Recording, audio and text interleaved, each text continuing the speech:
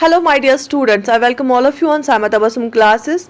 This is Indian Polity and Constitution, class 5. हमने already 4 classes किए हैं. जिन्होंने वो नहीं देखे वो playlist में जाके देख सकते हैं. और this is MCQ session for Indian Polity and Constitution. और बहुत ही अच्छा response मिला हमें इसका. Thank you so much. So चलिए start करते हैं आज का session.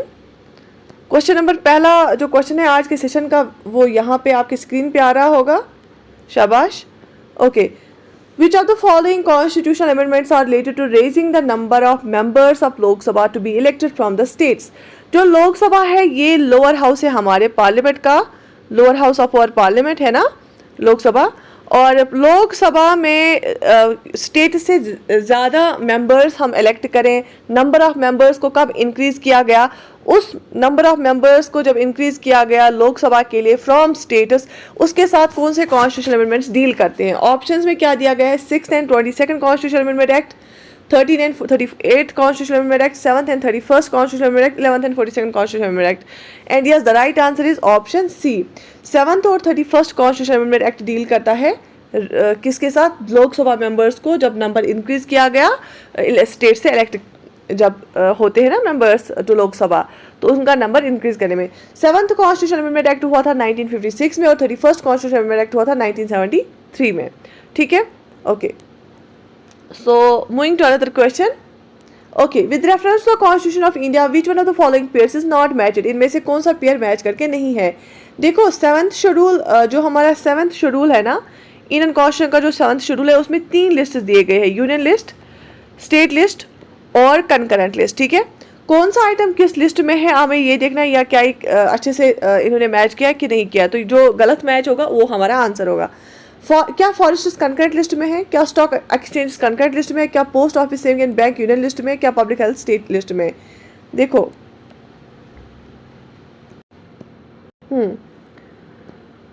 हाँ यहाँ पे जो पब्लिक हेल्थ है ना वो स्टेट लिस्ट में है, ये सही है, ये सही है. ठीक है. Post office saving and bank union list में ये भी सही है. फॉरेस्टर्स कंकरेंट लिस्ट में ये भी सही है. लेकिन जो स्टॉक एक्सचेंज है ना और फ्यूचर मार्केट्स है वो यूनियन लिस्ट में, ये कंकरेंट लिस्ट में नहीं है. So option B here will be the right answer. जो स्टॉक एक्सचेंज और फ्यूचर मार्केट्स है ना these are listed in union list में है, इसको रखा गया है, नॉट इन कंकरेंट लिस्ट. ठीक है. So option B here is the right answer. Okay. Another question is on your screen. Article 301 pertains to right to property. Right to property is a legal right but not a fundamental right. Article 300A was inserted in the Constitution of India by the Congress government at the center by the 44th Constitutional Amendment Act. देखो इनमें से हमें बताना है correct क्या है.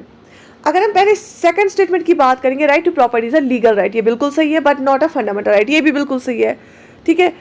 ये जो राइट टू प्रॉपर्टी है ना ये हमारे आर्टिकल 31 के अंडर आता था. हमारे कॉन्स्टिट्यूशन में 7 फंडामेंटल राइट्स होते थे, लेकिन 44th कॉन्स्टिट्यूशनल अमेंडमेंट एक्ट जो किया गया 1978 में, उसने राइट टू प्रॉपर्टी जो फंडामेंटल राइट था उसको ख़त्म किया, एबॉलिश किया, और इस राइट टू प्रॉपर्टी को एज अ लीगल राइट रखा गया आर्टिकल 300A में एज अ लीगल राइट. अब हमारे पास सिर्फ 6 फंडामेंटल राइट्स है. ठीक है. लेकिन ये जो 44th अमेंडमेंट एक्ट हुआ 1978 में, उस टाइम पे कांग्रेस गवर्नमेंट नहीं थी, उस टाइम पे जनता गवर्नमेंट थी. क्या थी? जनता गवर्नमेंट. कांग्रेस गवर्नमेंट ने 42nd कॉन्स्टिट्यूशन अमेंडमेंट एक्ट किया था 1976 वाला. इसको हम मिनी कॉन्स्टिट्यूशन भी बोलते थे, क्योंकि कांग्रेस गवर्नमेंट जब इंदिरा गांधी की गवर्नमेंट थी, 42nd कॉन्स्टिट्यूशन अमेंडमेंट एक्ट जब हुआ था इसने बहुत सारी चेंजेस लाई थी. उसके बाद जब 44th कॉन्स्टिट्यूशन अमेंडमेंट हुआ था वो जनता गवर्नमेंट ने लाया था. ठीक है. शाबाश. तो स्टेटमेंट सेकंड जो है वो सही है और स्टेटमेंट थर्ड सही नहीं है. तो लेकिन सेकंड तो फर्स्ट में इसमें ऑप्शन ए में आता है, लेकिन यहाँ पे 3 भी लिखा है, इसके ऑप्शंस गलत है. तो बस आपको याद ये रखना है, पहले हमारे कॉन्स्टिट्यूशन में जो फंडामेंटल राइट्स थे वो 7 थे. हमारे यहाँ राइट टू प्रॉपर्टी भी एक फंडामेंटल राइट था अंडर आर्टिकल 31, लेकिन फिर 44th कॉन्स्टिट्यूशन अमेंडमेंट एक्ट से इस आर्टिकल को डिलीट किया गया, अबॉलिश किया गया, और इसको राइट टू प्रॉपर्टी को legal as a legal right रखा गया आर्टिकल 300A में. ठीक है. शाबाश. Moving forward. ठीक. Which one of the following commissions was set up in pursuance of a definite provision under an article of the Constitution of India? ये जो 4 options में 4 कमीशंस दिए गए हैं, इनमें से कौन सा कमीशन है जो कॉन्स्टिट्यूशन में मेंशन करके किसी पर्टिकुलर आर्टिकल के अंडर है? देखो, university grants commission, national human rights commission, election commission, central vigilance commission. अगर हम बात करेंगे यूनिवर्सिटी ग्रांट्स कमीशन का, ये कॉन्स्टिट्यूशनल बॉडी नहीं है. अगर हम बात करेंगे नेशनल ह्यूमन राइट्स कमीशन का, ये भी कॉन्स्टिट्यूशनल बॉडी नहीं है। अगर सेंट्रल विजिलेंस कमीशन की बात करेंगे, ये भी किसी आर्टिकल के अंडर नहीं है। यहाँ पे सिर्फ एक कमीशन इन ऑप्शंस में है, वो है इलेक्शन कमीशन ऑफ इंडिया, जो कि अंडर आर्टिकल 324 है। ये कॉन्स्टिट्यूशन में लिखा गया है, इट्स अ कॉन्स्टिट्यूशनल बॉडी। ठीक है, so option see here will be the right answer. ठीक है, ओके। अच्छा, जो आर्टिकल 324 ये डील करता है इलेक्शन कमीशन ऑफ इंडिया के साथ, और इलेक्शन कमीशन का काम होता है सुपरिंटेंडेंस करना, डायरेक्शन देना, कंट्रोल करना for the preparation of electoral rolls, conduct कराना इलेक्शंस। कौन कौन सा election? Parliamentary election, legislature of state, जो भी स्टेट लेजिस्लेचर का इलेक्शन होता है उसको कौन कंडक्ट कराता है? Election commission of India. जो भी पार्लियामेंट का इलेक्शन होता है उसको भी कंडक्ट कराता है इलेक्शन कमीशन ऑफ इंडिया। और जब प्रेसिडेंट और वाइस प्रेसिडेंट का इलेक्शन होता है वो भी election commission of India conduct कराता है। लेकिन जब हमारे पंचायत इलेक्शन होते हैं ना, उसके लिए अलग से इलेक्शन कमीशन होते हैं। कौन से? स्टेट इलेक्शन कमीशन, पंचायत और म्यूनसिपलिटीज का इलेक्शन कंडक्ट कराते हैं। ठीक है, okay, moving forward. Under which one of the following Constitutional Amendment Act 4 languages were added to the languages under the 8th schedule of the Constitution of India, thereby raising their number to 44? हमारे constitution में जो 8th schedule है ना, 8th schedule deal करता है languages के साथ। किनके साथ? लैंग्वेजेस के साथ। ओके, हमारे कॉन्स्टिट्यूशन में पहले 14 लैंग्वेजेस 8th शेड्यूल में थे। कितने? 14 लैंग्वेजेस रखे गए थे। लेकिन अभी वहाँ पे कितनी है? 22 लैंग्वेजेस हैं। तो कौन सा अमेंडमेंट एक्ट के द्वारा हमारे इस 8th शेड्यूल में और 4 लैंग्वेजेस को ऐड किया गया? अब इसमें कितनी है? 22 लैंग्वेजेस है। किसमें? 8th शेड्यूल में। ये कौन सा अमेंडमेंट एक्ट था? So option are 90th amendment act, 91st, 92nd and 93rd। And yes, the right answer is option जो है option C. Under 92nd amendment act 4 language, और वो 4 लैंग्वेज क्या है? वो क्या है? जैसे आप याद रखोगे, BDS होता है ना, डेंटल डॉक्टरी, BDS M, बोडो, डोगरी, संथली और मैथिली, BDS M। ठीक है, मी डूइंग BDS। ठीक है, BDS M जो है बोडो, डोगरी, संथली और मिथिली। ठीक है, ये जो 4 लैंग्वेज है ना, ये 92nd कॉन्स्टिट्यूशन अमेंडमेंट एक्ट के द्वारा ऐड किए गए हमारे 8th शेड्यूल में। और अभी हमारे पास 22 लैंग्वेज है हमारे 8th शेड्यूल में जो रखी गई है। ठीक है, okay, moving forward. Which are the following are include in the directive principles of state policy? इनमें से कौन सा डायरेक्टिव प्रिंसिपल ऑफ DPSP में रखी गई है? और DPSP आता है पार्ट 4 में। ठीक है, prohibition of traffic in human beings and forced labour, आपने पढ़ा भी होगा। This is in part 3rd, article 23 ये फंडामेंटल राइट्स में। This is not in DPSP। ठीक है, जहाँ पे भी 1 आएगा वो ये गलत है। ठीक है, prohibition of consumption except for medical purpose of intoxicating drinks and of other drugs which are injurious to health. हाँ, ये गांधीयन DPSP में ये है, ये जो है कि हमें जो ऐसे ड्रिंक्स है जो हमारे हेल्थ के लिए सही नहीं है, उनको थोड़ा सा हमें प्रोहिबिट करना चाहिए। ठीक है, okay.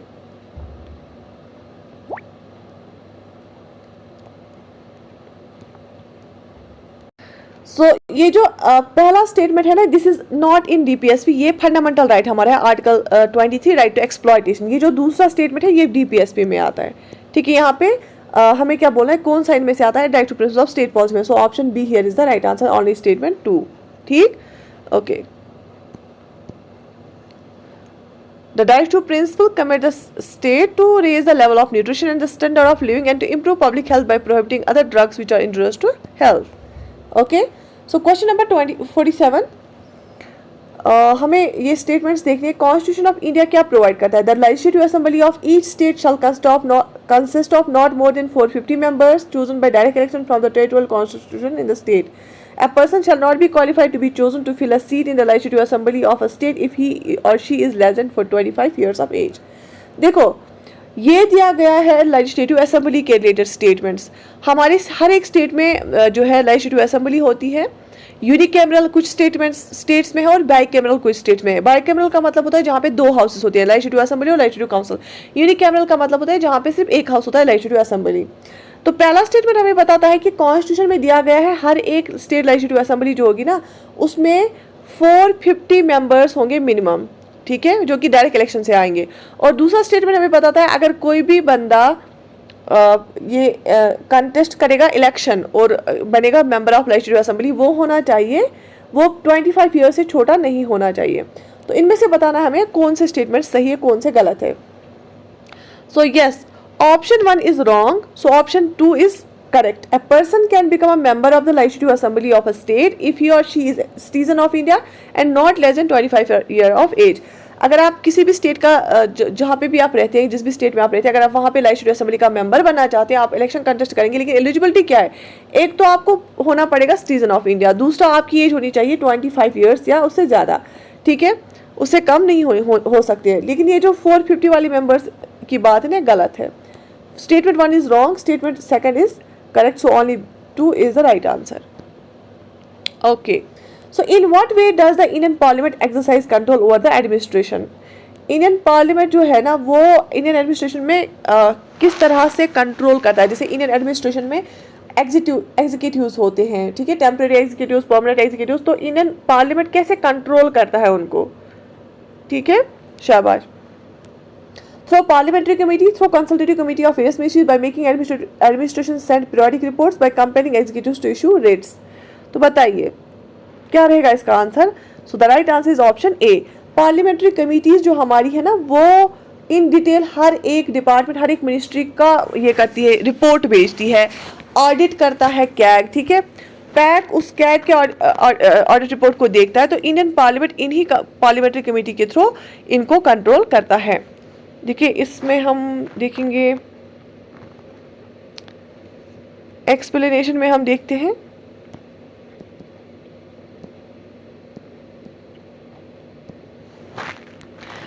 Parliament supervises the activities of the executives with the help of its committees like committees on government assurance, committees on subordination, committees on petition.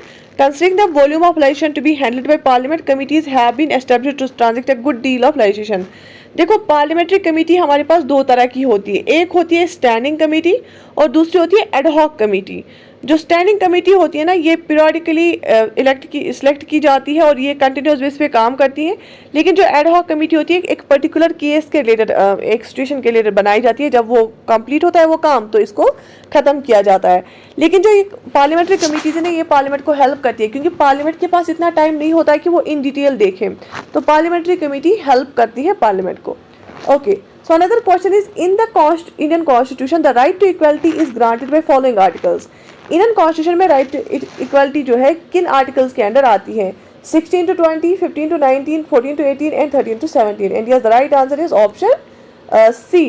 जो राइट टू इक्वालिटी हमारे इंडियन कॉन्स्टिट्यूशन में दिया गया है वो है आर्टिकल 14 से लेके आर्टिकल 18 तक। उसके बाद राइट टू फ्रीडम है आर्टिकल 19 से लेके आर्टिकल 22 तक। उसके बाद आर्टिकल राइट टू फ्रीडम है, सॉरी, राइट टू फ्रीडम फिर आता है आर्टिकल 19 से 22 तक। उसके बाद राइट अगेंस्ट एक्सप्लॉयटेशन 23 एंड 24। उसके बाद right to freedom of religion 25, 26, 27, 28। Right to minorities जो है हमारे एजुकेशनल ये और कल्चरल राइट्स है वो है आर्टिकल 29, 30। और फिर हमारे राइट टू कॉन्स्टिट्यूशनल रेमिडीज आता है आर्टिकल 32 में, ठीक है। सो यहाँ पे जैसे article 14 equality before law, article 15 prohibition of discrimination, article 16 right equality of opportunity, article 17 abolition of untouchability, article 18 abolition of titles. So option see here is the right answer, ठीक है। Okay, so this is the end of this PDF and I will provide the PDFs on my app जिसका नाम है सामा Tabassum classes. You can download the app Sama Tabassum classes from your Play Store on your phone, और आप play store से इस phone पे ये download कर सकते हैं। अगर आपको कोर्सेज में ज्वाइन होना है, सुपरवाइजर बैच में ज्वाइन होना है, आप जुड़ सकते हैं। So take very good care of yourself. अल्लाह हाफिज़।